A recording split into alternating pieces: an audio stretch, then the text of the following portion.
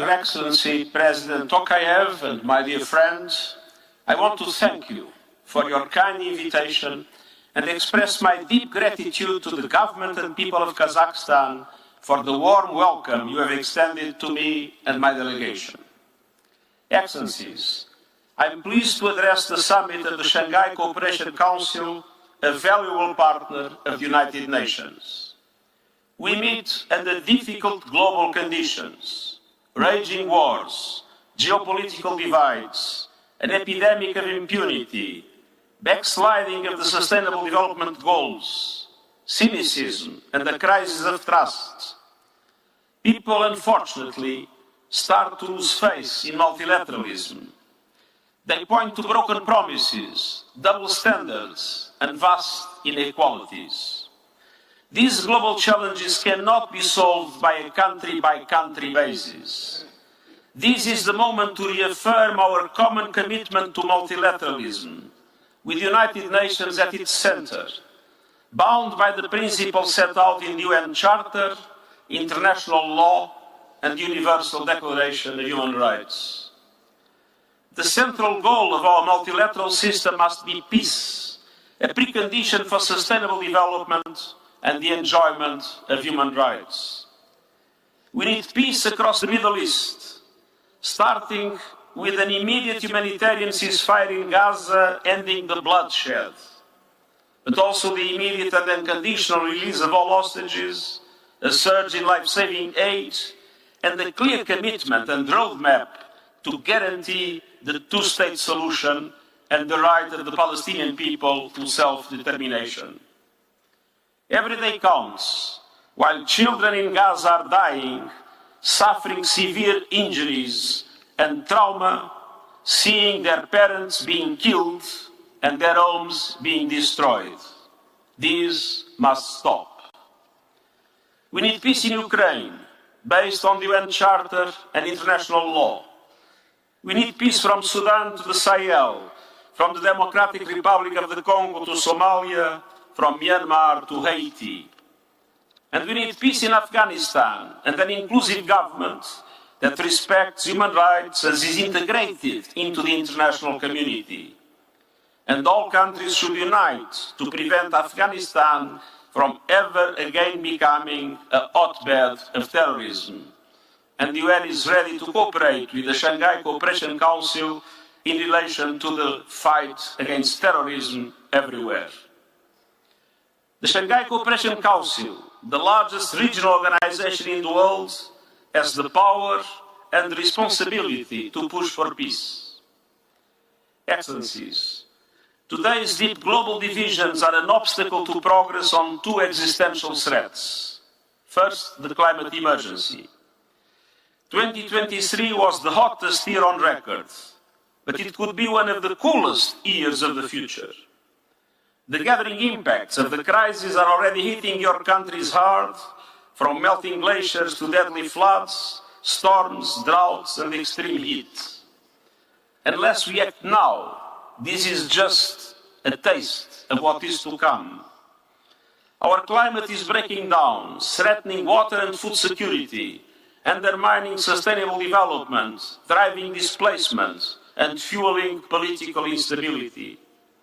We need far greater ambition to slash emissions and deliver climate justice, starting by the developed countries, but mobilizing also all other big emitters based on the principle of common but differentiated responsibilities.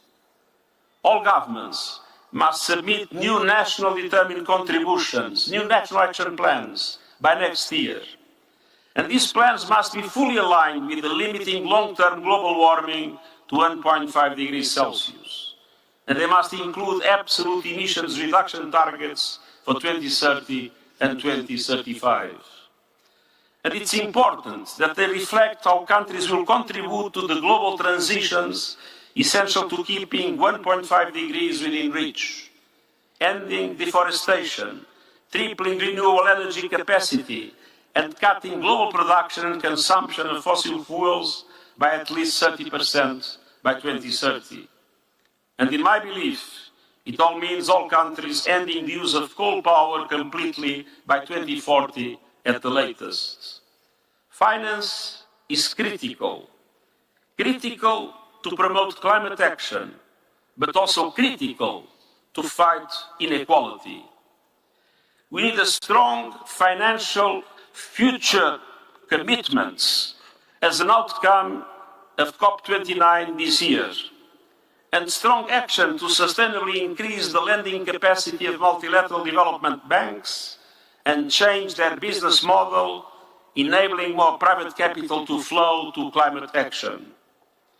And we need developed countries to fully respect their commitments and assume their responsibilities.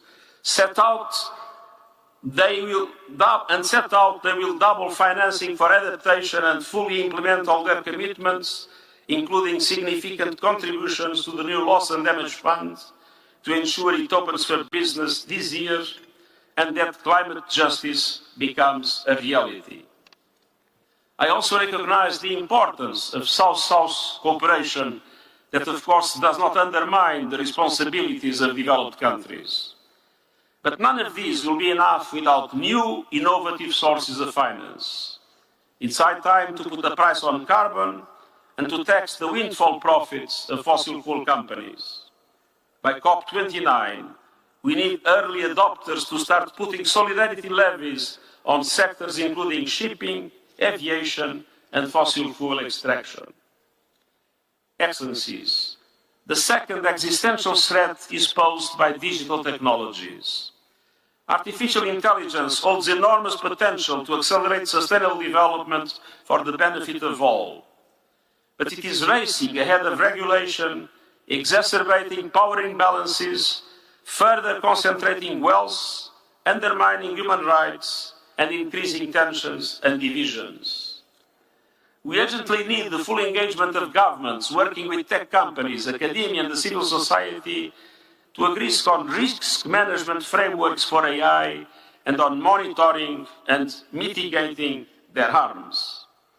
But the governance of AI cannot be a privilege of rich countries, but it requires that all countries participate, and the UN is ready to provide a platform to make it possible. The advisory body on artificial intelligence I have appointed has identified 5 priorities for inclusive and safe AI. First, creating an international scientific panel on AI comparable to the IPCC's role on climate. Second, a regular policy dialogue between all national, regional and industry representatives. Third, developing common AI ethics and standards for the whole world to safeguard human rights and safety and interoperability. Fourth, principles and arrangements to govern the data used to train AI algorithms. And fifth, supporting developing countries to build capacity in order to be able to fully participate in the benefits of AI and creating a global fund for that purpose. To help deliver this agenda, the Advisory Board has identified the need for a small, dynamic and flexible United Nations AI office. I count on your strong engagement and support. Excellencies, the failure of countries to unite for solutions to common challenges reflects a deeper dysfunction in our world. Multilateralism is falling behind, and we must avoid at all costs the risks of further fragmentation.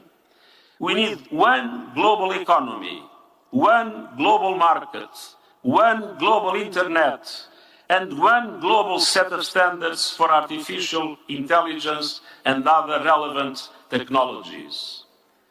The institutions and frameworks of global governance, from the Security Council to the Bretton Woods system, are out of date and out of time. They were created after the Second World War, when the world was very different from what it is today, and when many of the countries that today exist were not yet independent from colonialism. The Summit of the Future in September is a pivotal opportunity for renewal. And the summit will consider essential reforms to the global financial architecture to make it representative of today's world and responsive to today's challenges to the benefit of developing countries.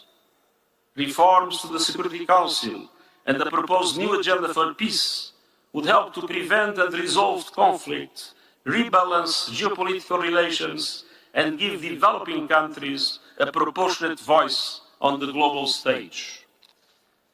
A global digital compact, including proposals for AI governance, can turbocharge the Sustainable Development Goals and help to close the digital connectivity gap that today affects dramatically so many developing countries. This is an important moment for the world to move forward together based on the UN Charter and international law, and I look forward to welcoming you to the New York in the summit in September. Thank you. Thank you, Honorary. Do you want to watch more videos like this one? If yes, subscribe to our channel and press the bell icon next to it. We have decided to bring videos on something nobody talks about: African politics, economy, and increasing power. Thanks for watching, and until the next video, stay tuned. Tell us what you think in the comment section. Like and share the video, and subscribe so that you don't miss any of our African videos. It's the best way to support us.